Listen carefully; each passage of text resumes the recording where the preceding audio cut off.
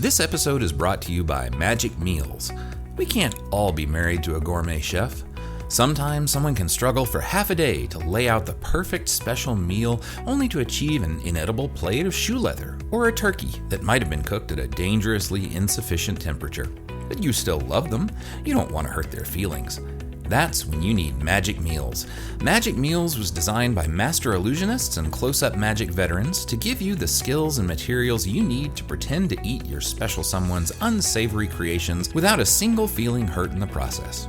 So go ahead, dig into your husband's overcooked steak, plow through your wife's favorite 3-bean casserole, ask for seconds. Just watch the look of happiness on their faces when you stuff yourself on their culinary catastrophes without a whiff of indigestion or food poisoning. Later, just dump the hidden bag of indelicacies into the dumpster at the local Dairy Queen when you stop to get something to eat. And now, our listeners can try out their new product line of disappearing illusions to escape from a dinner gathering entirely. Say, Joyce, want to hear what I think about the president? Oops, where'd she go? Bill, we're going to have a surprise intervention about your drinking problem. Hey, he was right here. Just use the promo code REREAD, one word, when you order your Magic Meals kit. And thank you, Magic Meals, for sponsoring the Rereading Wolfe podcast. This episode is actually brought to you by the support of generous listeners just like you. You can learn how to be one of them at patreon.com/rereadingwolf. Thank you, listener patrons, for supporting the Rereading Wolfe podcast. Warning. The following discussion is deliberately riddled with spoilers and unhinged speculation on this nearly 40-year-old book, Gene Wolfe's The Book of the New Sun. You can't read a Gene Wolfe story. You can only reread a Gene Wolfe story. Welcome to Rereading Wolfe. We don't pretend that this is the first time you and we have read these books. We want to understand them in as much detail as possible, and that means considering the works as a whole. Hi, I'm James Wynn. And I'm Craig Brewer. Hey, Craig. Hello. It's been a busy kind of week. Yeah, it's been a crazy week. Well, we will get to that in a minute. Let's go ahead and talk about the last episode. Regarding the episode of Morwenna's execution, the most interest was in Mike Farrar's Far are your arms from me. Mike Farrar's rebuttal of our assessment that Morwenna was innocent and Eusebia was the killer.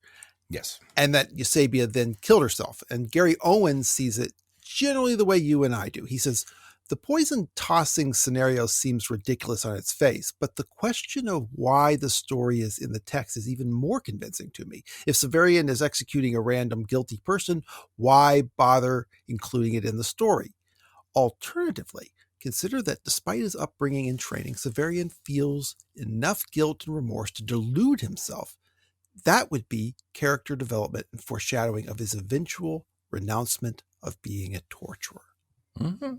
Yeah, that's what I was kind of getting at with how I was talking about. It made more sense to me in the context of Severian's sort of over apologizing, or what it seemed to me as that is sort of like, yeah. Yeah, and Austin Beeman found the debate itself to be remarkable. He says, wow, this podcast episode was the first time I had ever heard anyone consider the fact that Morwenna may have been guilty. Yeah, and definitely, Austin, people whose analysis I greatly respect, whose approach to the books I consider solid, are of the opinion that Morwenna is guilty and kills Eusebia, just as Severian related. Even someone named Mark Aramini might have something to say about that. Well, yeah, that's a good point. The conversation on this is not over. We're not going to embed it in this episode, but next weekend, we're going to release a separate bonus rebuttal on the defense of that murderous, homicidal Morwenna. There are more points to address on this question, and we're going to give it its platform. So keep your eye on the podcast feed. There was so much said on the Reddit post for Chapter 4 of Claw by both Michael Andre Gerisi and Mike Farrar. I really tried to figure out how to summarize it.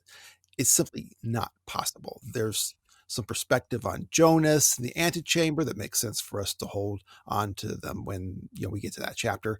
There's a link in the show notes. Check it out. At one point, Mike, who still argues emphatically for Morwenna's guilt, said, I will say, after listening to the show, I've moved from I can't believe people think Morwenna is innocent to I understand why people think Morwenna is innocent.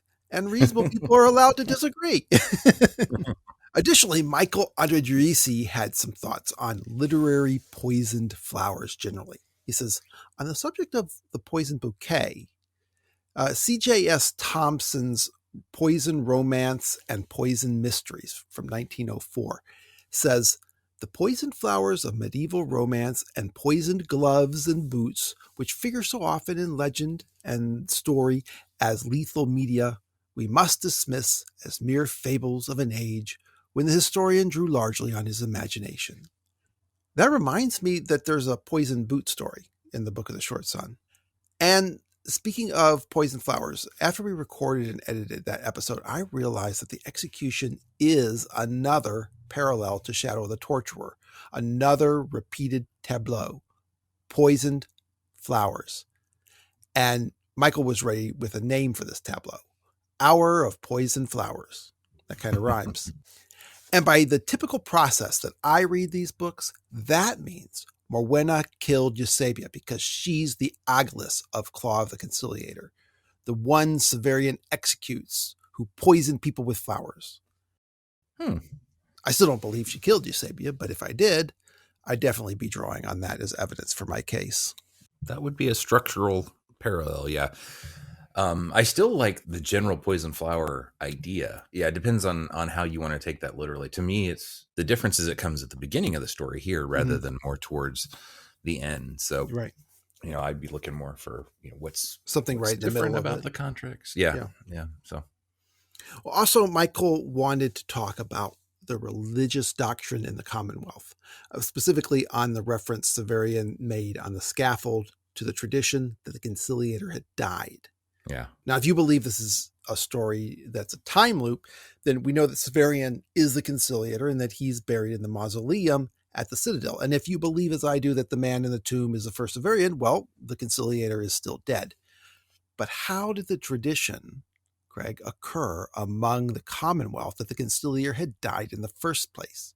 The people of Typhon's time didn't see it. Well, Michael suggests the tradition that the conciliator had died might have come from the guards that ineffectually blasted him in Earth of the New Sun. He says, the soldiers were blasting at the prisoner and then he was gone. Are the soldiers going to tell the monarch that the prisoner got away? They are the only witnesses. Yeah, I don't know about that one. It seems to me that it would be like having a tradition about Jesus founded on the testimony of the guards who said that they fell asleep and his disciples took the body. I'm dissatisfied with that. That also gets into a whole other part of how Severian's legend gets built and how literal it is to what he actually goes through in Earth that I've always had tons of questions about, because there's a whole lot about Earth that doesn't to me really fit the way they talk about the conciliator. And so I don't know if that's just sort of the natural thing of over time, that's what so much of this book is about, is over time you get away from the details and legends and things take on very different stories as everything in the Brown book shows. But but I don't know. But that is a whole other can of worms. Yeah. Well, something I like more is Michael's association of the conciliator to the prophet Elijah. So the prophet Elijah, he didn't die. He handed his overcoat, his mantle, as the King James Bible calls it, to his assistant Elisha. And then a whirlwind or tornado came and swept him up, and Elisha clears his eyes and sees Elijah being swept up into heaven in a chariot. And Elijah was the chief antagonist to the evil king Ahab and his Philistine consort Jezebel. And there's a tradition that Elijah will return before the coming of the Messiah. Jesus and his disciples actually discuss this theological point in the Gospels. But the Jewish Passover, there's a tradition to leave an extra place at setting for Elijah in case he returns. And I actually pondered a story once where there's this guy, he has a lot of weirdo things happen, but he reenacts the deeds of Elijah. And at one point he gets beaten and in a car wreck and he walks for miles and he comes to a house where the lights are on and he just opens the door without knocking and the family is having the Seder. And he just collapses into the chair at Elijah's seat and drinks from his cup. But there's more to a story, obviously, than a bunch of decent set pieces. So that's why it never developed. Anyway, Michael is trying to lay out the problem without necessarily solving it. He says, Here's some of the cards. Based on Sev's walking off the cliff, one might say that the Conciliator is more of an Elijah figure, which is especially strong since the Conciliator is said to be coming back for a big event later. Further complications, the Jewish tradition has no truck with reincarnation, which is why Elijah's case is rare and important. He didn't die, but in the Commonwealth, reincarnation is a casual topic, at least in the Guild. Okay, so, if I were going to guess, I'd say that the story of the Conciliator's death, assuming Wolfe had anything in mind at all, likely came from a non-historical source that worked its way into the New Sun religion, thus ending up with a tradition that was out of nowhere, but true. And I think that's compatible with the way Wolfe thought of mythology, cosmology, and religion. Mm-hmm. Yeah. It's also true that Severian as Conciliator doesn't necessarily get resurrected. He gets cloned of a sort, but yeah, I don't know. That's just another wrench in the works there. On YouTube, Kaluther Droma, who has only read Shadow up till now, nothing else, but he's grateful to listen to our take on the whole book in order to, quote, assure him that the madness of the first book has some payoff. Oh, yeah, I think it does. Yeah. Payoff, yes. Solution is another thing. Well, we'll see. But I can say much more emphatically now than when we started that, yeah, it has payoff. But despite only having one volume under his belt, Kaluther has already gleaned an interesting take. Kaluther refers to this as, quote, a tenuous connection. I have no idea what it's intended to mean. Here's how it goes. He references Agia's early take on Urvasi and Pururavas myth in chapter 19 of Shadow when they're on their way to the Botanic Gardens. She says, Urvasi loved Pururavas, before she saw him in a bright light. And then there's the reference to Aglas's execution. From far away came a scream, Agia's voice as unmistakable as a face seen by lightning. Now, Kaluther says the myth she's referencing centers around Urvasi catching sight of Pururavas by a bolt of lightning. Urvasi is basically a personification of beauty, of which she is one of four such personifications. Indira, the god of thunder and lightning and king of the gods, think Zeus, is pissed that she's tarrying with a mortal and wants her back in the heavens, where she belongs. So he contrives to steal the livestock. And when Pururavas runs out to keep his promise, then Indira lets loose a bolt of lightning to illuminate his figure and break both conditions at once. So when Agia is revealed in her scream like a face by lightning, I don't know. That's actually a really cool catch. Yeah, I think so. Wow, that's awesome. Yeah, well done, Kaluther. What's nice too is that it gives us a little more to hang on to in trying to really figure out what Wolfe was thinking about Agia and Aegelus.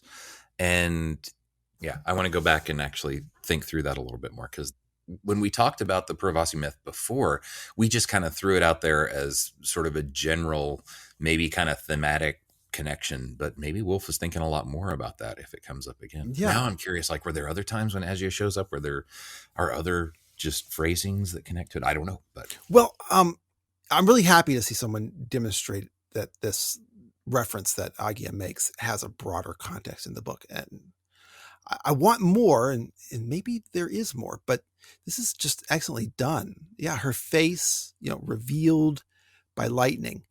But the thing is, though, she plays the role not of Urvasi, but of Pururavas. Mm-hmm. And there's a lot in this association that Kaluther has drawn. It would be Severian whose feelings change when Agia is revealed. Not that his feelings really do. As he go on, Severian still seems pretty hung up on her. Something in this association also suggests that whether it's the Yasadis or the first Severian, there ought to be some manipulation in Severian's breakup. I'm talking about, his letter from Owen, his father, and also about his defeat of Aegelus. And we do agree about that, maybe. And Aegelus's execution. I'd like it to mean more, for the association between Severian and Agia to mean more. But this is, I don't know, it's something, I think it's real. I do. Thanks. Mm-hmm. Yeah, definitely. A lot of interesting things are going on at the Gene Wolfe subreddit. A Pentopsilus posted a 3-parter on the significance of Valeria in the solar cycle. I truly recommend it. I'll put the links to that in the show notes. Also, Lord of Atlantis has some musings about the location of Nessus in Severian South American Commonwealth. Also, Redditor Luzelli posted a question about the ultimate purpose of the Botanic Gardens. As often happens for me, someone will pose a question in just the right way that leads to a ping to the answer to maybe a question I'd never even properly considered at all. And in this case, we know the primary purpose of the Garden of Endless Sleep is to allow the autarch to confer with the Cumaean on the other side of the planet, Italy, I presume. We also know that the Botanic Gardens are a department of Master Olton's Guild of Curators. The Botanic Gardens are, I think, essentially a library resource. The Cumaean is as much a library reference as Ern Smith is in A Borrowed Man and in Interlibrary Loan. So the Garden of Endless Sleep is treated like any other library section. People wander in and out, but the place is for people to consult the books, the references that are there. And I think the people of the Commonwealth who have, on their own, repurposed the Garden of Endless Sleep to bury their dead, just like the intelligent rats who make the Citadel Library their home, to construct apartments for themselves or from books. And then the manatees got in, and then Neri brought in the Avern plants to deal with those. And then the people started dueling with the plants. What Wolfe, I think, has succeeded to doing in this story is integrating layers of change in his world in a few pages of narrative about other things. So I guess that every one of these rooms are a library resource that links to someone the autarch and Neri need to reference from time to time. And it's open to the public because, after all, this is a public library. And that certainly connects with how Hildegard says that he's seen somebody go talk to the Cumaean, right? Mm-hmm. Or no. Does he say that? Yeah, he it's understood that the autarch is the one coming out to see the Cumaean, and that's why it's there, so he can consult this library reference. So now I want to know more about the others, like who would be going to consult somebody out in the jungle, or the Garden of Delectation, or right. I always think they're the Zaphod people, Brox, and the triple-breasted whore of Eroticon 6. Anyway, but yeah, like who would they be going into the jungle hut to talk to the missionaries, or would they be going to talk to the native? I don't know. I mean, both of those would be really interesting ideas. And then the sand room, right? Who are I have some ideas. I know, but we'll have to save that for a few more chapters. And Irma Guglio had a post on what was your first Gene Wolfe encounter? And of course, that caught my eye, Craig, because as you guys might have noticed, there are some extra episodes in your feed. Little mini episodes, little interviews with Wolfe readers. Interviews with names from the Earth List and the Gene Wolfe Appreciation Society Facebook page, and who knows where else. And the core of these interviews is 5 questions. Very often they just continuously branch out from there, but those are the core 5 questions. 1, first encounter with a Wolfe story. 2, favorite novel or short story, either or both. 3, favorite Wolfe word. 4, a personal non-consensus theory about a Wolfe story or your favorite one. And 5, most frustrating mystery in a Wolfe story. Any Wolfe story.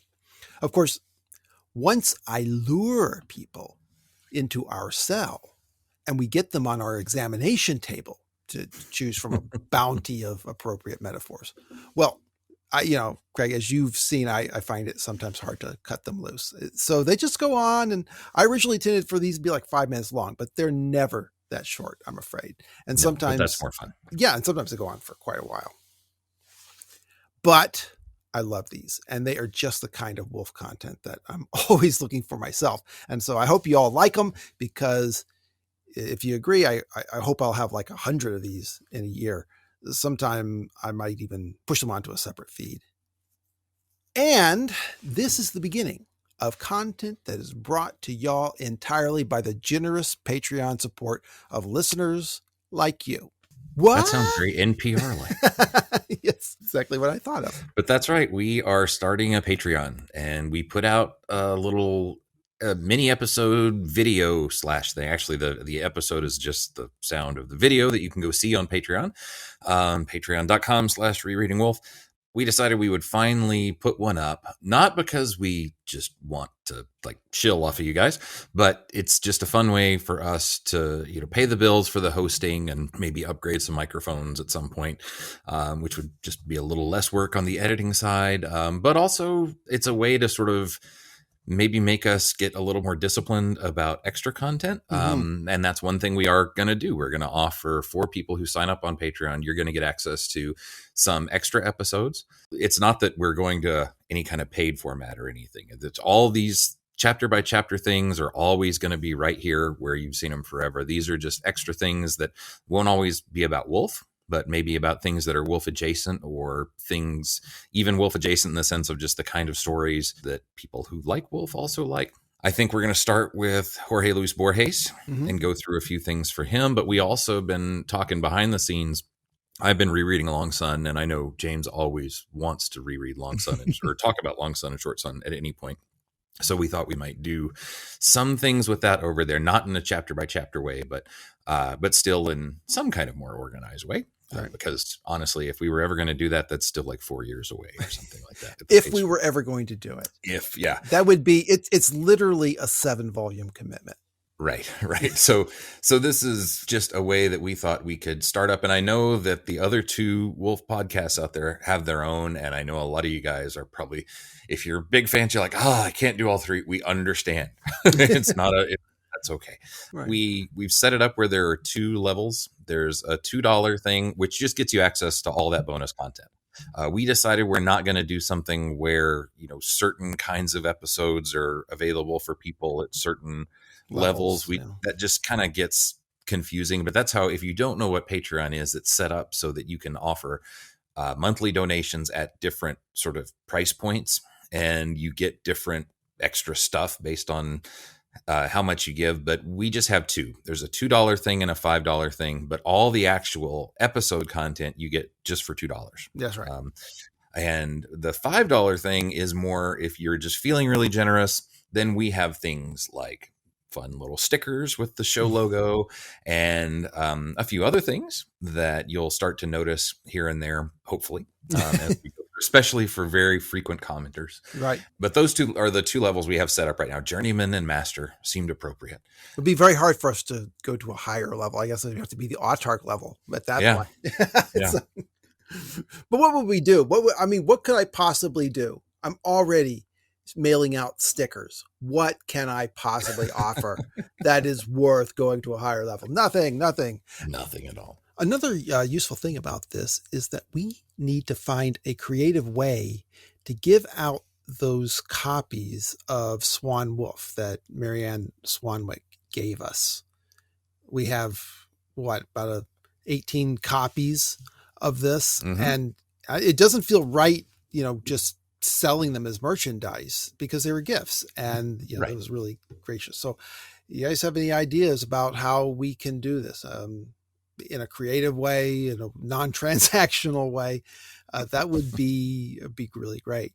I have 2 copies of a poster of the Book of the New Sun, the cover that was on the omnibus version, that somebody gave us to give out in some creative way. The only trouble is, I have to warn you about both these Swanwick books and these posters.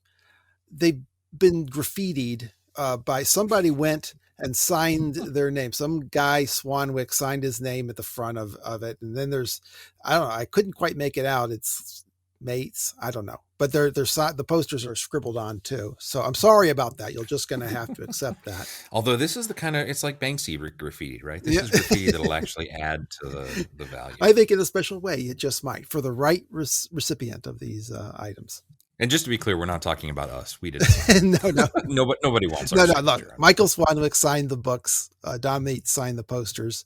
We got to figure out how to give them out. So come up with your ideas. But it's fun. If you are even considering or close to considering it, go check out, like I said, patreon.com/Rereading Wolfe. And there's a little video. You can actually see James and I talking with our faces, which was kind of weird to do. We're talking with our faces. As we are wont to do. Yeah. But we go into a little more detail on that. But we really appreciate all the people who signed up so far to do it. More than we expected, to be quite honest. Yeah. Within 24 hours. No, 12 hours. I mean, I just couldn't believe the response. Yeah, it was fast. So we can't say how much we appreciate all you guys who already signed up for it. And especially to a few of you who've been asking us for a while, like, how can I help you guys out? Because I know it costs money to host these things and that kind of stuff. So we just, the support that you guys have already given us and that we're getting more of here, we're just super appreciative. But yep, so that's going to go towards paying the bills. And then, like we said, also it's kind of a fun way to make sure that James and I stay on the ball to get extra things going. And I know for me, it's always a good way to convince Amber that, hey, this isn't just a waste of time. It's not just a waste of time. Actually bringing some income. Yeah. But yeah, so that's a new thing. If nothing else, you can go over there and look at the video. Yeah. And just see what we look like. See what we've been hiding. Yeah. Oh, let me say something about these mini interviews. They are free. They're not behind a paywall. They're available to everyone. But if you do want to do an interview with us, sometimes it'll be both of us, sometimes just one of us. The point of the interview is that it's all about you guys anyway. But if you want to do it, you don't have to be a listener. You don't have to be paying, into the Patreon. This is something that, Patreon subscribers are supporting for the rest of you. You don't have to be subscribed to Facebook or Reddit or Twitter or Instagram. The only thing that is required is that you have any answer to all those 5 questions. You don't have to be inside the United States. We interviewed author Jack Dan. He's in Australia. So anywhere is fine. All you need is a computer and a halfway decent internet connection. Yep. We chatted with someone earlier today who doesn't listen to the show and even forgot which show we were. So, but that's fine because we're chatty all the time on Facebook and other places. Right. So, yeah. So if you just reach out to us via direct message on email, Facebook, Twitter, Reddit, Instagram, the links are available in the show notes for every episode. We'll set up a time when we can talk. And if you're on the other side of the planet, we'll schedule in the evening or in the morning, for us, a time of day that works for everyone. And the pain and suffering will be over typically in less than half an hour. We'll do the interview with you and then we'll do some light editing and take out, the externalities and ums and ahs. And as always, you and we will sound much more articulate in the recording that we do in real life. And it will go up on the podcast feed for you to refer to your friends and family so they can finally understand what you've been up to. Your small steps towards celebrity. That's right. Begin with us. And as I said, thank you. Thank you to all the people who've already given at patreon.com/Rereading Wolfe. Like I said, when you sign up at the master level, you get a sticker of the logo designed by artist Mike Binowitz that he made for us. And after all, spring is coming. It's wedding season. So there are a lot of people who are on the hook for coming up with anniversary gifts. That'd be awesome. And anyone who stays at the master level for 3 months will get another sticker. Another sticker? But dude, I already have that sticker. No, these stickers are of the podcast's classic logo, the crude drawing that some idiot did of Gene Wolfe reading a book. And then after another 3 months, there'll be another sticker on the way. And it's interesting. We can actually see from where people are downloading these episodes. And you probably not be surprised to learn that most people listen to them in the United States. It has a big population. They speak English, but people do it from all over the world. But something really surprising for me is that there was one country that when it comes to contributing at the Patreon, positively overperformed. Canada. A quarter of the stickers that I sent out were to Canadian addresses. I don't say this to shame any other country, including my own. I'm surprised people listen to us drone on at all, and that people would donate for more than that is particularly amazing. You are all terrific, and we are so grateful. But Canada, as an arbitrary category, I'm blown away by you guys. I take back every bad thing I've ever said about you Canadians. And believe me, that's a lot to take back.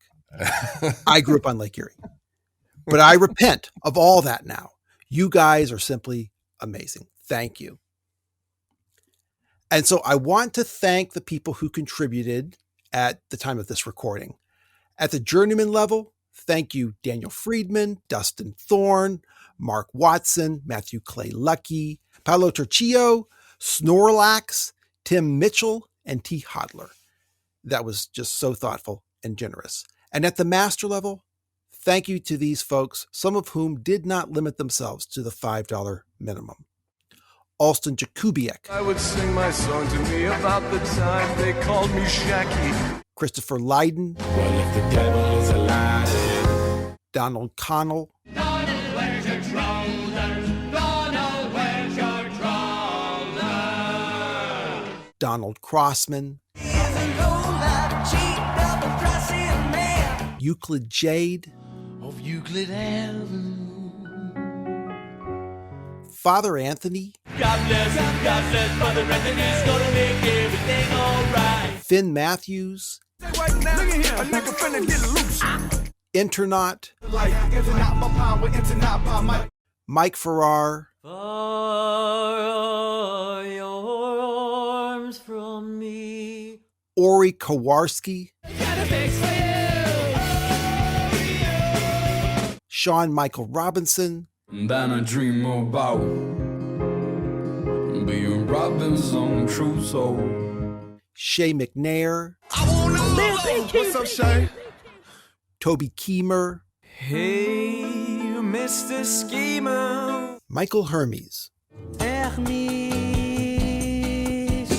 Trismegisto escreveu. Wilder Ramsey. I had been blessed with a wilder mind. And Thomas. Just Thomas. He could be anywhere, Thomas. I can work out his name, but he logged in Patreon as Thomas, and so that is his name. And if you ever want to be addressed by your full name, Thomas, just let me know, and I'll consider changing your tag. So one thing we are doing for the masters is, you may have noticed that when we were doing comments, a couple of people had little extra musical tags behind their name. That's one thing we decided for the master level folk. If they're going to be commenters, we can just kind of throw those in there just as a way to identify yourself and maybe make that name a little more familiar. Yeah. It just seems to help with the sort of ongoing conversation. Yeah. But we thought that would be fun. And Stephen Frug is, of course, grandfathered in. Also, the listener who left the Apple Podcast review, Bandersnatch, also grandfathered in for no particular reason. I've got you all on a spreadsheet so I can see when you're due for another sticker and what your tag is.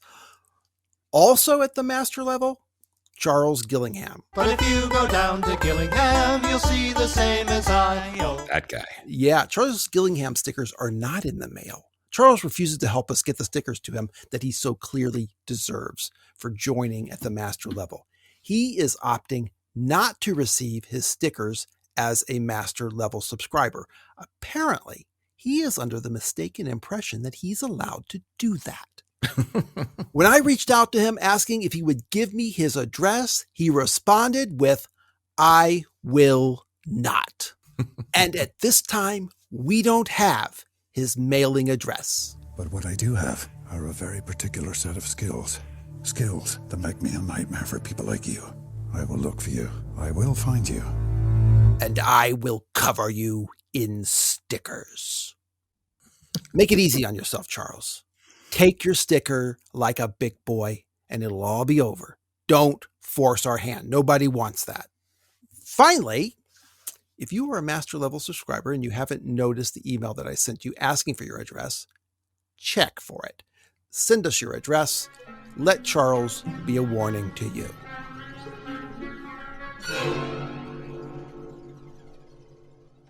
So we do have some sad news to people who may be familiar with a lot of the old names from the Earth list, and we've certainly talked about a bunch of them. But Roy C. Lackey, who was a very extensive contributor on there from the early days, we just learned not too long ago that he recently passed away, and that's sad for a lot of reasons. Just mainly, even though we didn't know him, and I only ever emailed with him. But we know that other people on the Earth list, like Michael Andre Giussi, actually did get to know him reasonably well. Apparently, Robert Borski knew him pretty well off list as well. That was the strangest part, right? We recently discovered how much Roy and Borski, how much of a friendship they actually had. Yeah. We knew that Roy had edited some work for Robert Borski, but if you were to take their public persona, Roy's persona on the Earth list and Robert Borski's, his works, you could not imagine two people whose philosophy as far as Reading Wolfe were further apart. Oh yeah.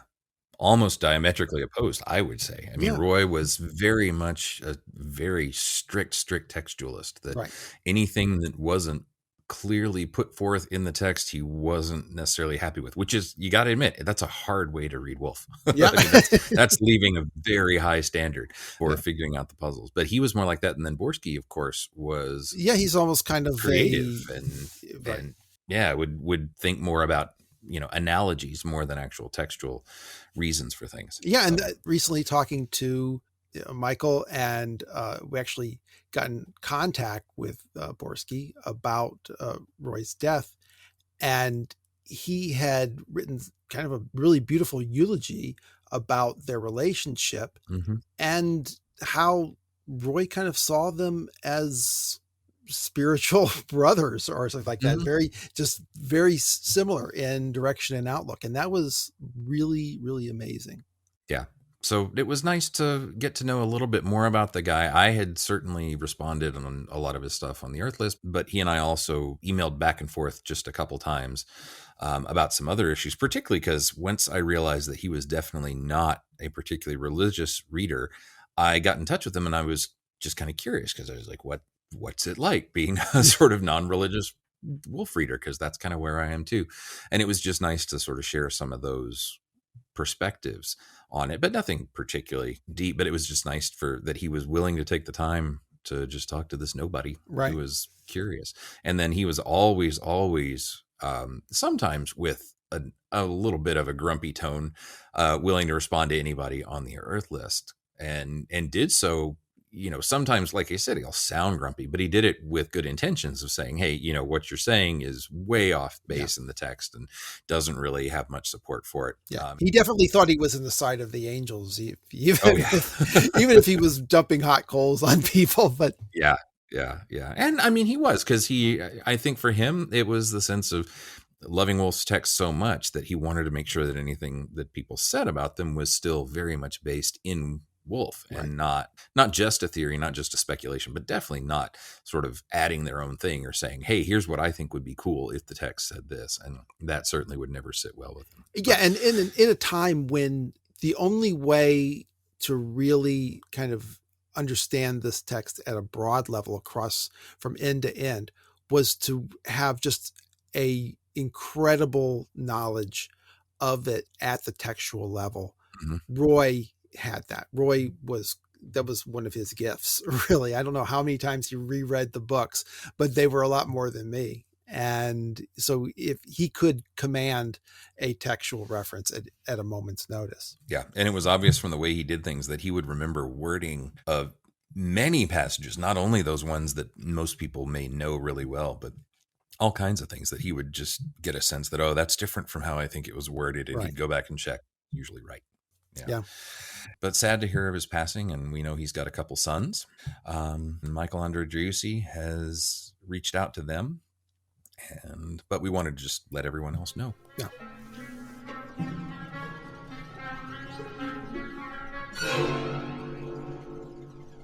Chapter 5, The Bourne. Okay, so we should really talk about the meaning of this chapter title. We should. It's not a book by Jeff Vandermeer. No, no, it's Because not. there is a book called Bourne without the U by Jeff Vandermeer. It's a very, very good book. And it's got nothing to do with anybody's identity. There's no spy Right. in this, or Right. maybe And he there- said that it may be a Netflix show. Like they may Really? be making a series out of that. Oh, how world. cool. Yeah. Well, a bourne is a boundary, like a terminus, a line that divides. It's also a goal or destination. And I think this is probably the first meaning at least, it's a stream or a brook that only has water flowing in it at a particular time of year. Water, seasonally. Yeah. In chapter 20, we learned the word freshet, a stream that's only wet intermittently as runoff from rain. So my Wolfe knew a lot of words for streams. Just goes back to the library thing. Like, did he have a book of weird synonyms, like a weird thesaurus? Let's check out streams. Well, all these things do come to play in the story. Line of dividing, of course, fits for Severian, a goal or a destination. Maybe that's kind of the secondary meaning. We start with Severian and Jonas discussing the execution, and then, Severian gets a destination, and finally it ends in a brook. So it's the evening of the same day that this volume started. I believe this to be the day after the event at Perilous Gate, where the group split up. If Severian left the tower on Sunday, this is Friday, 5 days later in the evening.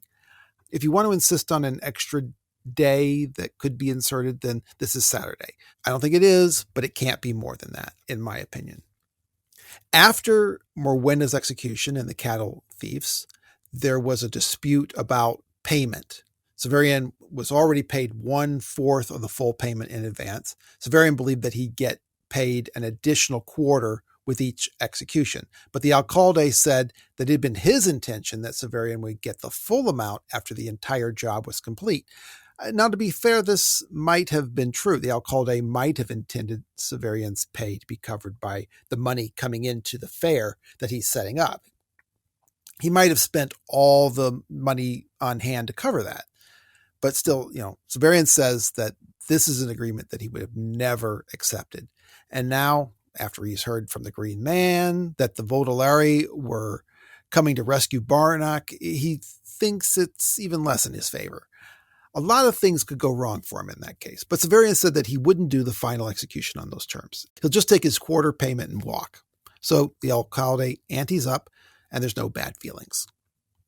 So that makes Severian look like he's strong and confident and a good kind of negotiator. It also paints the world he's in as really not very procedural, whereas he's always thinking about, like, this is customary and this is customary and here's the way to do things. And it's another sign of, even though he's savvy enough to argue with the guy back, it seems more like Severian's still pretty naive and assumes that, oh yes, the world knows the customs. Right. Big culture shock, right? Yeah. Yeah. Yeah. Even though it would help him financially to ensure the execution went off without a hitch, it might mean more money even if he had told the Calde that the Vodolari were coming. And then everyone would be ready for them. It would have made him a hero in town. Still, Severian doesn't tell the mayor what the Green Man told him. He's still a loyal Vodolari.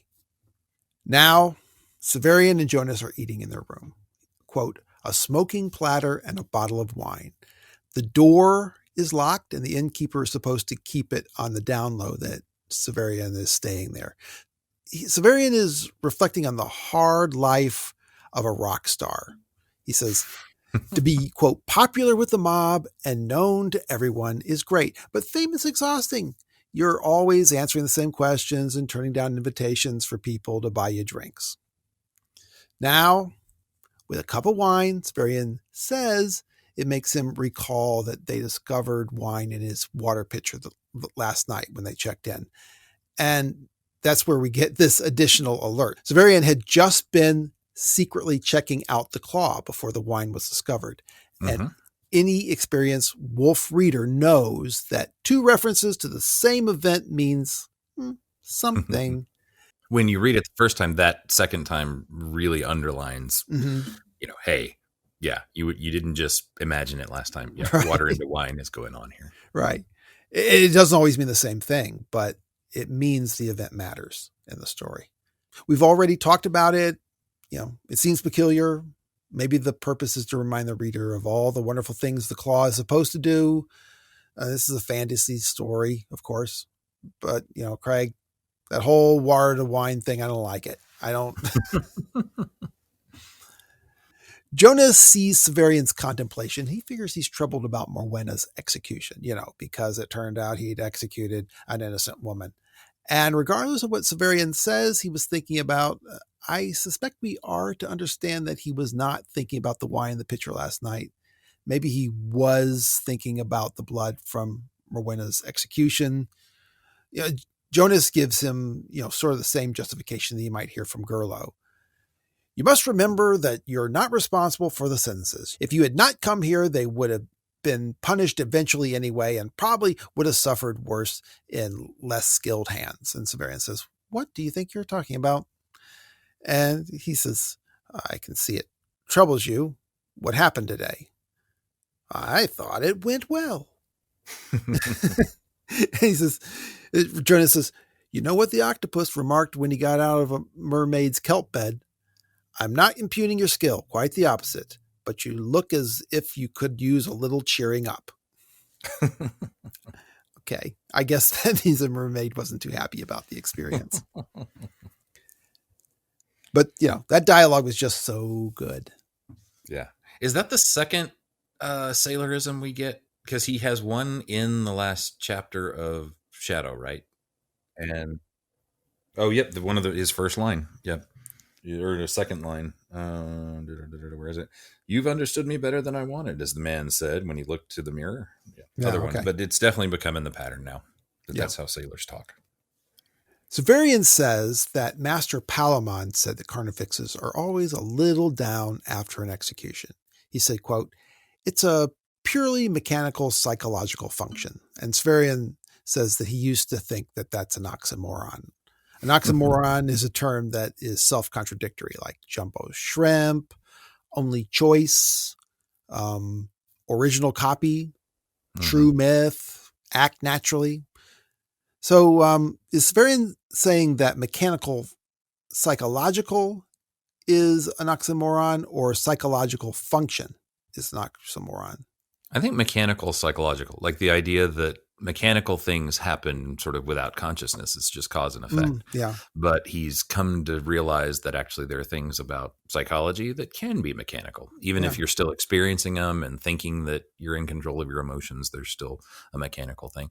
And honestly, that fits with everything we've talked about how there are mechanical causes and spiritual causes all operating at the same time. Also, mechanical is like a physical thing. It's like it comes from hand, right? I believe so. And so, I can see that. Mechanical is something physical. Psychological is something pure thought. Yeah. Especially for Severian, I can see why he would think that way. But yeah, I just like that it comes back. It's very much like what he and Dorcas had talked about, but it's a tiny example of how those things get mixed up. Yep. But of course, I think the obvious question is why the human mind acts like that after an execution. It's, it's nature's way of telling you something's wrong. Exactly. And that goes back to the other thing too, about how even mechanical things can have spiritual dimensions, or in this case, psychological dimensions. So it's not just a mechanical operation. It's because there's a reason. Right. It's because killing someone is unnatural. Is unnatural. Yeah, exactly. And he's going to suffer through that all the time. And, who knows? Think about what we know about Gerlos. After all, what happens when you spend a life full of this, of going through these mechanical reactions, but they take a toll. Right. Yeah. Jonas does feel like Severian is disturbed by the execution, by the self-evident fact that he took part in an injustice. And Severian talks a lot about the torturer's commitment to justice as a life mission. And yet, they regularly retreat to being a mere tool of the state when it suits them. We obey when no one else will. It's their great secret. They are the only true patriots. I wonder about the extent that Gene Wolfe was working his own service in Korea through this book, as at least for Severian, as a tool of the state. Mm-hmm. I think a lot. Yeah. I think that's kind of what a lot of people who knew him personally see this as. And I know both Swanwick and, Clute talked about it. We haven't had him on the show yet, but I know Michael Swanwick, when we talked to him, he expressed how much of this book he thinks is definitely Wolfe working through things about his service in Korea. I mean, and it's obvious in the last book where you actually have a young man going to war for the first time, but I think you can see that everywhere in all of this. Yeah. So it's a great catch actually for how that even shows up in this point. Yeah. But Severian is being disassociative. He seems to know Jonas is trying to be comforting, but he's resistant to accept that he needs comforting and trying to act like he's unaware Jonas is trying to do it.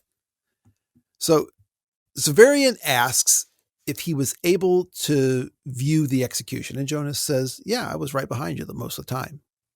You had a good view then, so you must have seen how it was. Everything proceeded smoothly after we decided not to wait for the chair. I exercised my skills to applause, and I was the focus of admiration. Is being an entertainer really part of his job? Maybe it is. Yeah, I think the way he talks about, even with that step, right, about how Palamon would even, use his sword to launch up onto the stage and all that. Yeah, there's definitely a big lot of pageantry, I think. Yeah. Well, he talks about Palamon telling him that stuff about crowd melancholy and court melancholy. Oh, yeah. He says, right now he has crowd melancholy. Court melancholy is when a master is brought into contact with, the highest ranking exultants. He says, suppose there's some exceedingly sensitive prisoner who's thought to possess important information. An official of lofty standing is likely to be delegated to attend such a prisoner's examination. It appears they are in a position to interrogate. There was a speculation that was impossible, given that they were to treat the speech of clients like the twitter of mice. Right. I think we talked about that too, didn't we? About how whether or not, we were arguing about that, about whether or not you and I think some readers and I had different ideas. Yeah. About what actually it was. No, it's interesting because it gets back to what's their duty. And if they're just to obey, then interrogating would actually kind of put them slightly more in the decision-making process. Well, you still have to get the information out, a conduit for the information. Yeah. Right. So, all right. So that part goes on. Very often he will have had little experience with the more delicate operations. So he'll ask the master questions and perhaps confide in him certain fears he has concerning the subject's temperament or health. A torturer under those circumstances feels himself to be at the center of things. And then he feels let down afterward. Severian is asked if Jonas has ever seen an execution badly botched. And Jonas says, no, aren't you going to eat any of this meat? Yeah, I love this how Jonas just seems he's not particularly invested in any of this stuff. It's almost like once Severian is like, no, I'm not dealing with it. I get the sense that Jonas has either sort of been like, oh, okay, or he kind of realizes, oh no, he's still just talking and he's doesn't really want to pay attention to what he's really worried about. So whatever. Well, maybe it's off his appetite for starters. Yeah. Also, Jonas is probably thinking, I'm going to have to pretend to eat all this meat all by myself. Yep. Imagine if Jonas had to go to an actual Brazilian steakhouse. It's his nightmare. It'd be a lot of passing. Yeah. Severian hasn't seen a botched execution either, but he's heard stories about it. Right. So let's see. Times when the client has broken away and fled into the crowd. Times when several strokes were needed to part the neck. Times when a torturer lost all confidence and was unable to proceed. When I vaulted onto that scaffold, I had no way of knowing that none of those things was going to happen to me. If they had, I might have been finished for life. And Jonas says, still, it's a terrible way to earn a living. That's what the thorn bush said to the shrike, there we go again. Severian says on the page, I really don't. But I don't think it's in response necessary to what Jonas says about it being a terrible way to make a living. I think is supposed to read, I really don't. And then he hears a noise at the door. Yeah. Either way, it does seem like he's going to argue with him. Right. He's like, it's a horrible way to make a living. And he's like, I don't see it that way. It could have been I wonder what he was going to say, though. Yeah, I get that. He stops talking, like I said, because he sees something move on the other side of the room. And it turns out that rats really creep him out. A lot of clients were bitten by them in their cells. What it is a white sheet of parchment someone slipped under the door. And Jonas suggests it's probably another Carnifex groupie wanting to sleep with him. And in fact, it is a woman's handwriting, a woman who did want very much to sleep with him at one time and maybe wouldn't mind if she didn't hate him so much. But it's written in grayish ink. And of course, this is Agia's letter, written as if it were from Thecla.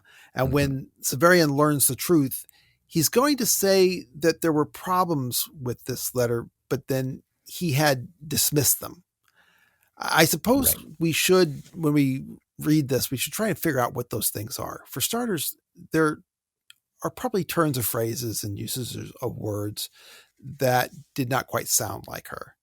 Right. The other thing about this letter is this is the last artifact from Wolfe's original idea of a novella. Remember, in that, Thecla, although I doubt that was the name of the character in the novella that became the Book of the New Sun. I wonder if her name was Morwenna. I don't think it was Thecla, though. But in that, she does write him, and it turns out that she was alive all the time, and he has to decide what he's going to do, because if he's found out, it's trouble. If he runs off with her, he'd have to leave his job as the master of the guild. So this is it. This is the last little bit that we get from there. Yeah, let's go ahead and read the letter. Dearest Severian, from one of the kind men who are assisting me, I've learned you're in the village of Saltus, not far away. It seems too good to be true, but now I must discover whether you can forgive me. Now, remember, this is not just Severian's memory that makes Thecla being alive feel right. It's only been, I think, like 16 days since Severian passed that knife to her. 11 days of that time was spent in a cell, day after unchanging day. And if you've ever survived the death of someone close to you, consider how long it was before you stopped feeling like they were just, absent, rather than truly beyond the possibility of talking to them again. If they walked in the door a few days later, just think about how easy it would be to accept mentally that it had all been just a misunderstanding. Oh, yeah. I swear to you that any suffering you've endured for my sake was not by my choice. From the first, I wanted to tell you everything, but the others would not hear of it. They judged that no one should know but those who had to know, which meant no one but themselves, and at last told me outright that if I didn't obey them in everything, they would forgo the plan and leave me to die. I know you would die for me, and so I dared to hope that you would have chosen, if you could choose, to suffer for me too. Forgive me. But now I'm away and almost free, my own mistress, so long as I obey the simple and humane instructions of good Father Anire. And so I'll tell you everything, in the hope that when you've heard it all, you will indeed forgive me. You know of my arrest.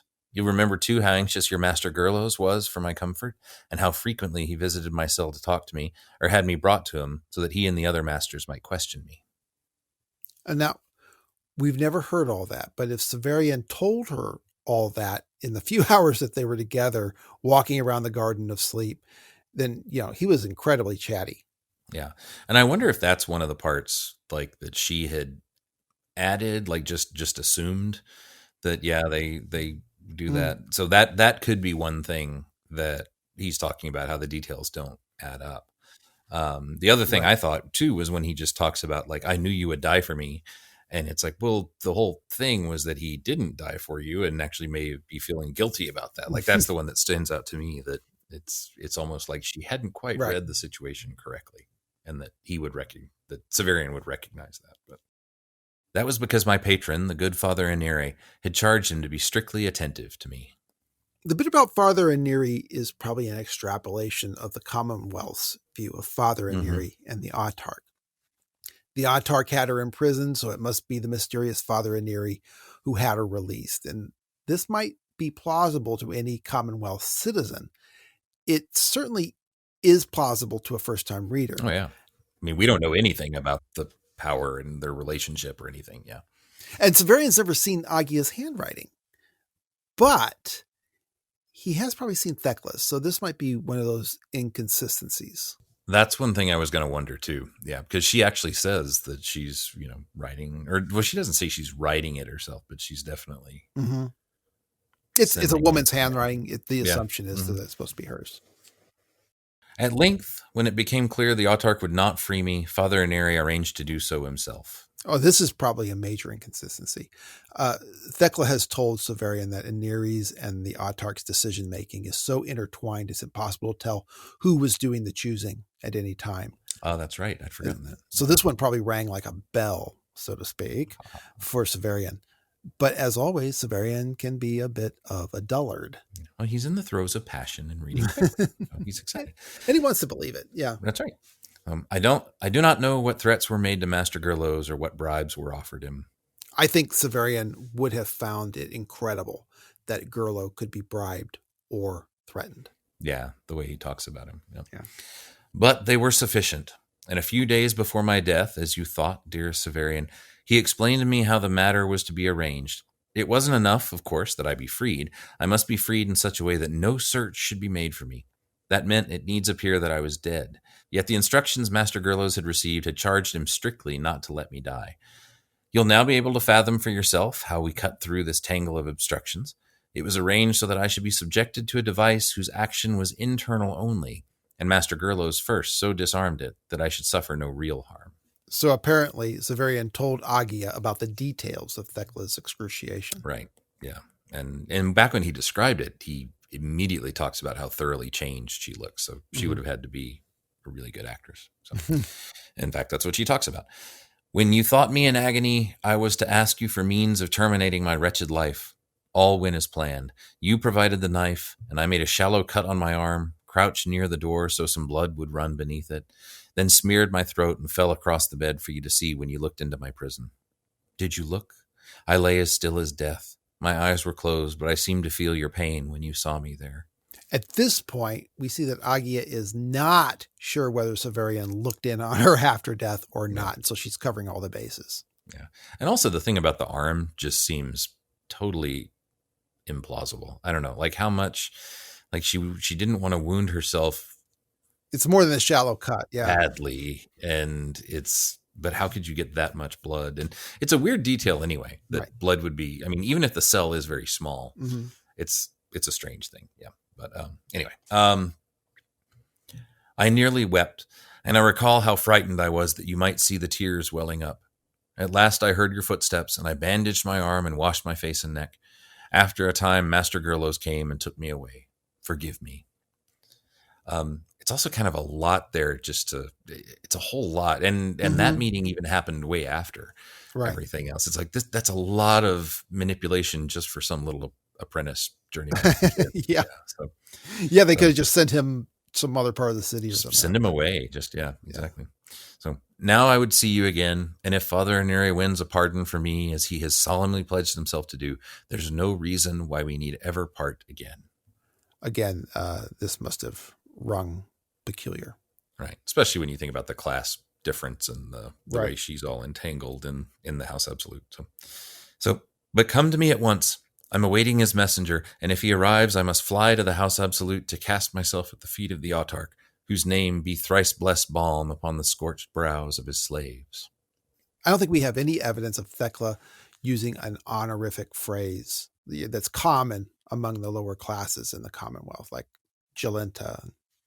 And I was going to say, is that something that I mean, granted, we only really see primarily lower class characters. We get a few exaltants, but I couldn't remember if anybody else actually uses one of those kinds of. I don't recall Thecla ever doing it. Yeah. I don't actually even recall any of the masters doing it at the Citadel. I think that this is something that is common. That's an interesting little bit of color that Wolfe puts in without having to say so. Yeah. But I think that's a thing that the commoners do. Yeah. That's pretty cool. Pretty interesting. Okay. Speak to no one of this, but go northeast from Saltus until you encounter a brook that winds its way to Gael. Trace it against the current, and you'll find it to issue from the mouth of a mine. Here I must impart to you a grave secret, which you must by no means reveal to others. This mine is a treasure house of the autarchs, and in it he has stored great sums of coined money, bullion, and gems against a day in which he may be forced from the Phoenix throne. I think Agia is covering the bases. If Severian won't come for Thecla, he might come out of greed. Right, yeah. It is guarded by certain servitors of Father Aneres, but you need have no fear of them.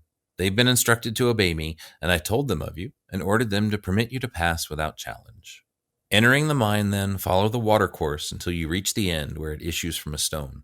Here I wait, and here I write, in the hope that you will forgive your Thecla. Now, is this a reference to the water issuing from a stone a real thing? I mean, how much does Agia know about the interior of this cave? Yeah, because she's outside, right? Like Right. they're waiting outside, and so she's not actually going in there. And she's also not. I mean, she brought people to kill him, so I mean, I don't think she really intended the man apes to do it. Like Well, she knew about the man apes in there. She knows about the Autarch's treasure. It must be common knowledge in the Commonwealth, at least in this area, that the man apes are there. The Autarch's treasure is there. Mm-hmm. But has she ever gone inside? Does she know about what he's going to find in there? Yeah, I don't know. And of course, we never actually see the source of the water because it's dark and Severian's busy fighting for his life. But Right. But yeah, it's a weird detail to put in. But I guess it's also just to make sure he goes deep into the cavern. Right. And it could be another one of those insurance things. If they don't shoot him before he comes in, the further in he goes, the more chance he has of getting killed by the man apes or whatever's in there. Yeah. So I think that if we're looking for things, I mean, I think you pointed out a lot of the things that could be wrong. And I feel too like the way that she writes about their relationship is she's much more devoted to him, and everything here is kind of organized and orchestrated, you know, with an eye towards him. Mm-hmm. And I wonder if really the thing that he knows is that maybe he wasn't quite as important to her in all those ways, because he does find out later that he, you know, she did love him in a way, but when he has the full perspective, he also realizes that, you know, some of his worries about, you know, I'm just a boy, I'm low class. Right. She sees me as things, that all those things were she real. sees me as, yeah, she sees him as just a boy, and is certain that that's all she'll ever feel. And he's not willing to give without something in return. Right. But anyway, Severian is jubilant. He rereads the whole letter. Jonas can see his face. First, Jonas gets up when he sees Severian's face, but then he backs like he's in a room with a madman. He backs away. Mm-hmm. And ultimately, Severian just folds the letter and puts it in his sabertash. Does Severian ever clean that thing out? Does he just keep putting things in it until it's stuffed with clutter from his adventures, you know, like a satchel in a video game? Yeah. Yeah. All his receipts and oh man, I was looking for that. Severian says Jonas, quote, asked no questions, for Jonas was indeed a friend, but showed by his look that he was ready to help me. But Severian only asks for Jonas's Merikip, which Jonas gives without reservation. Remember that they've only met yesterday. But given the pace of this novel, you know, who knows how many bonding moments and adventures they had in that first day after the riot of Piteous Gate. Severian says that Jonas can't come, but if everything works out well, he'll make sure the animal is returned to him, which is a pretty cold way of telling your friend goodbye forever.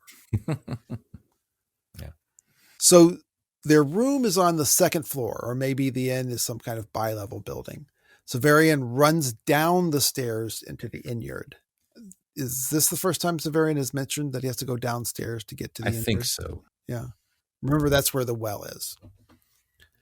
Severian is remembering the contents of the letter, hearing Thecla's voice speaking the words. He looks briefly for Jonas's Merikip, but he doesn't see it immediately. But he does see a, quote, great destrier, his back higher than my own eyes.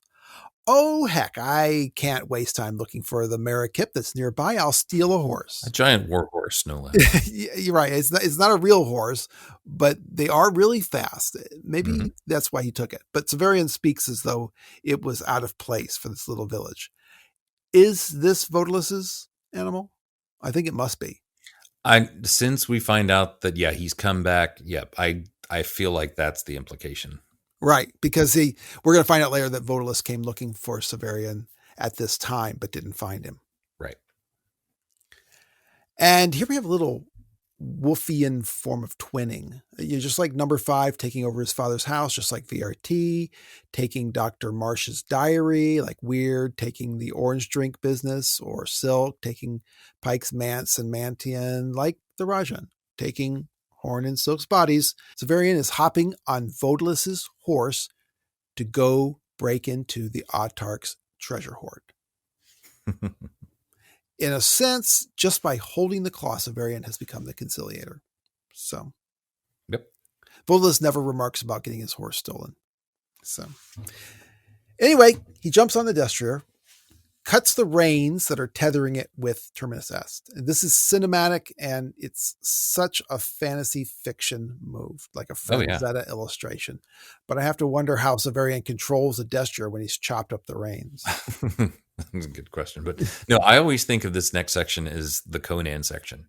Mm-hmm. And I think it's because there's so many Conan stories where he's fighting like man-ape creatures and going into caves and things like that. But yeah, this part totally seems to me like the Robert Howard pastiche. So when you mentioned Frazetta there, I'm like, yep, perfect. Yeah. That's exactly what I think is right. Yep. And it's all sort of over the top and cutting the reins with the thing.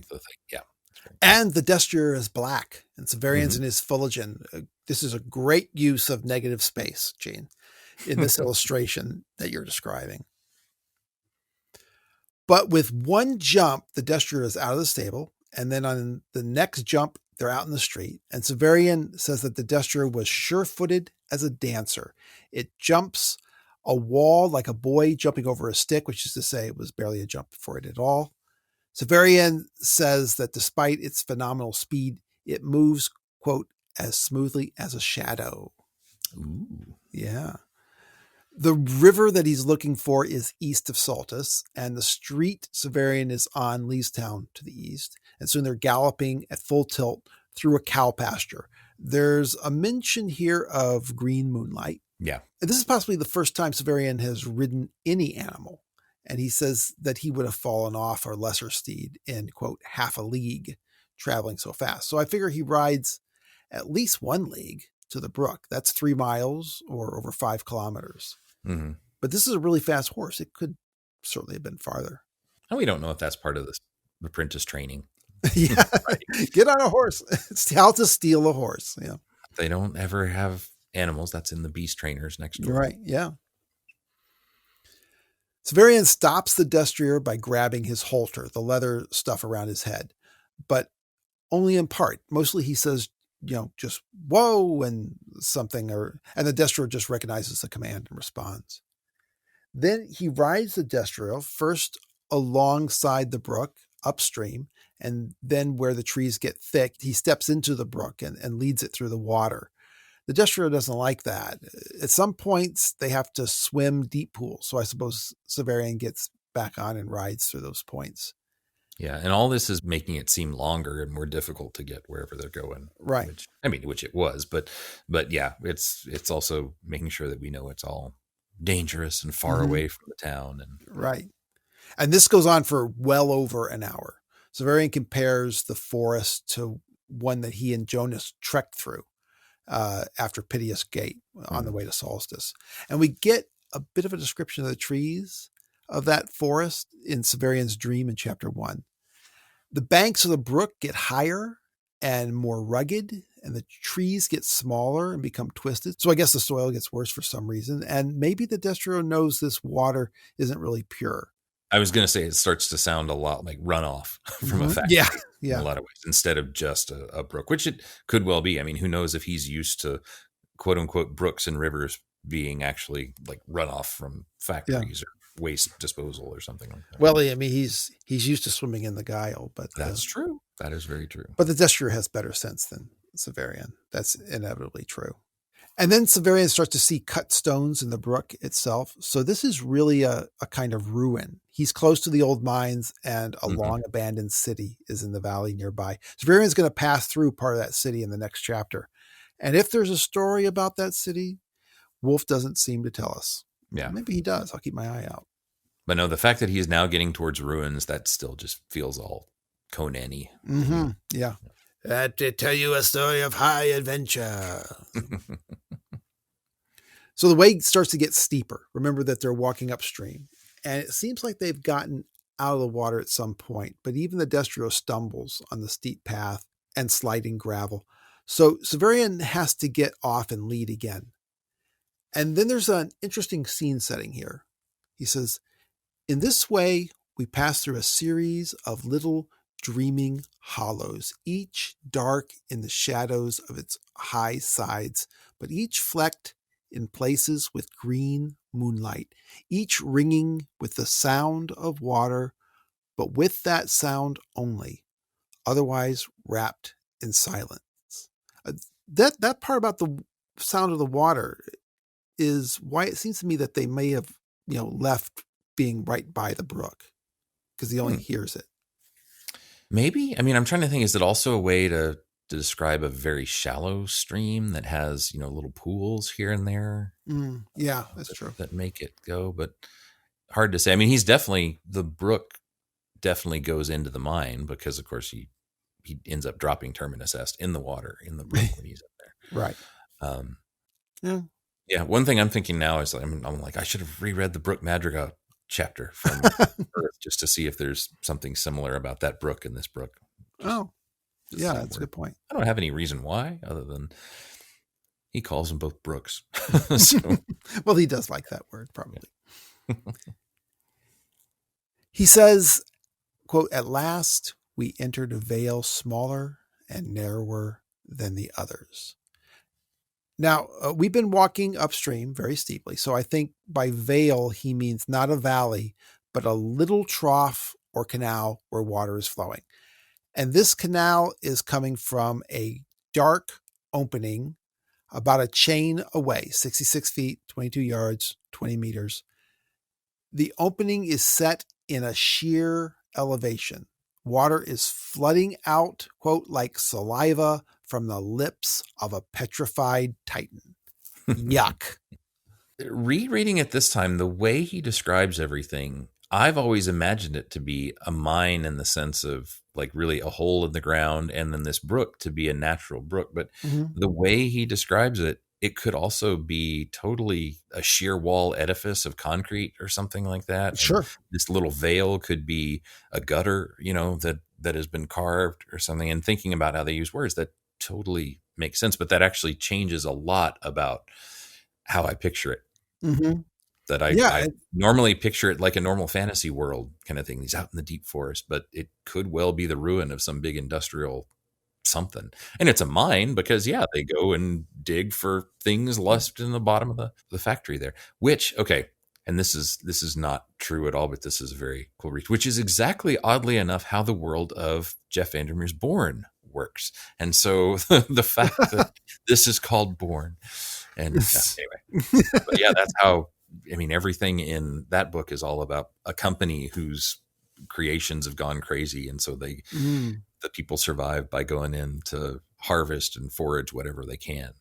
A lot of mines are nothing but foraging for old artifacts and stuff. So it's entirely, I bet if Don Mates had drawn this picture, it would have been much more sci-fi than it sounds to us. Yeah. So this opening in the sheer elevation is not at ground level. So the water is spilling out in a waterfall. And Severian figures that at one time there was a wooden scaffolding bridge that you'd walk up to get to the opening. But, now there's nothing. And it's all rotted away and nothing is left.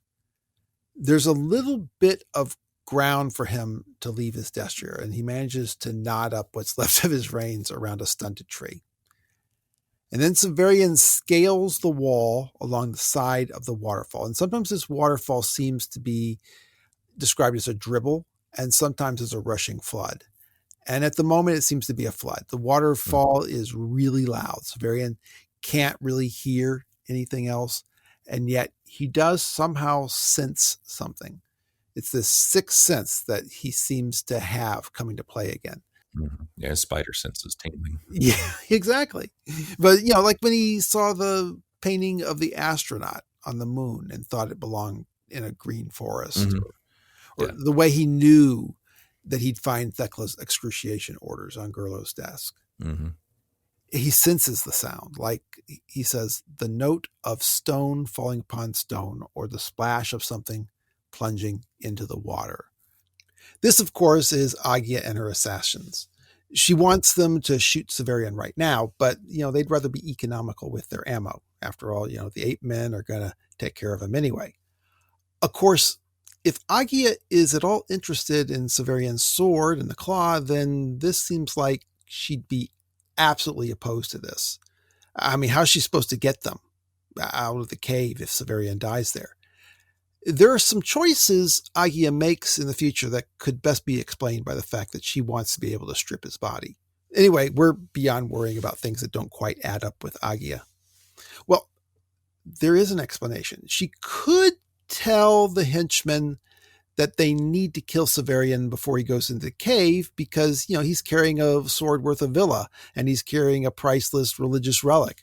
But if she does that, it'll work, but they'll turn on her and take those things for themselves. So rather than debate it, she just, picks up a boulder and tries to drop it on Severian's head. Unfortunately, for her anyway, she misses him. And clueless Severian doesn't even see it whiz by his head. He just says, what was that? Yeah, and the text even presents it as he didn't know if he heard something or was he hearing the horse behind him, or the destrier, shouldn't say horse. And he just throws it off there, which is, again, another one of those great points where it makes total sense that he can't really hear anything because there's all the ambient noise of the water. Mm-hmm. But it's a clue for, not exactly a puzzle, but it's just a good example of how Wolfe will say something from one perspective and then from a different perspective, you see it completely different. Right. Absolutely. Severian looks back and he doesn't see anything. He sees the destrier with his ears cocked forward and he decides that he's just, heard the steel shoes of the destrier clinking on the rock. But if he'd known more about horses, and I suppose this destrier is supposed to follow the same instincts as horses, he'd have known that the destrier was listening to something in front of him. But as it turns out, if he'd gone back, then he would have been a dead man. The assassin would have killed him. He'd have been able to, draw a bead on him with ease rather than how it ultimately turned out. So Severian enters the mine. Severian, showing the forethought that he's famous for in these books, left to explore a cave without a lantern or candles. And soon he's in complete darkness. He's walking through a stream in the cave. The ceiling is low and he has to bend all the way over. A terminus est is in its sheath on his back. He walks this way for a long time, fearing always that it had come wrong and that Thecla waited for me elsewhere and would wait in vain. And that is exactly what's happening. Mm-hmm. So yeah, it's pretty much a action chapter. It's one of the, get from point A to point B kinds of chapters. And we do get a little bit building along the way, but a little bit more about Jonas's friendship. But yeah, mainly this is kind of rare for Wolfe, I feel like. And it's just a plot moving forward kind of chapter. We got this before he goes to the House Azure, right? Right. Where he's just with Rosha and they're just getting ready to go on. But it's just kind of a setup, you're right, a little Conan the Barbarian feel. And here we are. I am interested now, though, in the idea that nothing is really natural. And even this waterfall is some kind of runoff from... well, think about it. If it was all a city that he's moving into, the trees would be smaller and stunted because they have to force their way through the concrete and pavement. I like that.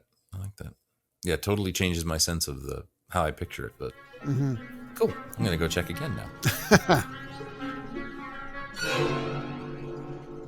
If y'all have any comments or thoughts or corrections or complaints, you should just bring it to us on the Facebook group or the subreddit or Twitter or email. And you can find out how to do all that in the show notes. Leave an Apple podcast review. Tell your Wolfe reading friends. And until you hear from us next, may the Moira favor you. Take care, everybody. Give me a ticket for an airplane. Ain't got time to take a fast train. Lonely days are growing, I'm going home. Baby, done wrote me a letter. Look at here now, I gotta say, I don't care how much money I gotta spend.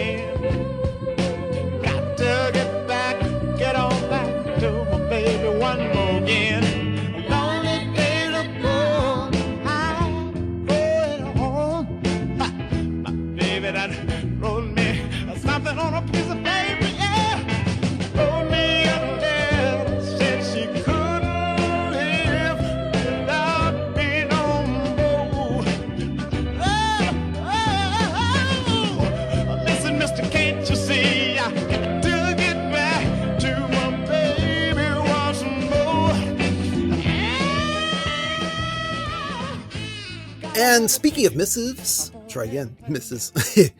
They're still talking out there, but they stopped banging pots, so that's It's very interesting at the Brewer household. or we could wait a second. It's picking up that siren. So Oh, there we go. okay, it's gone. And speaking of patrons, sorry.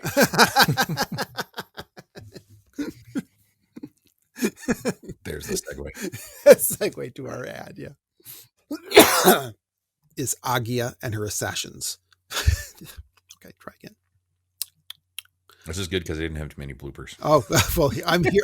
You know, I'm always here for you to provide the bloopers that you need.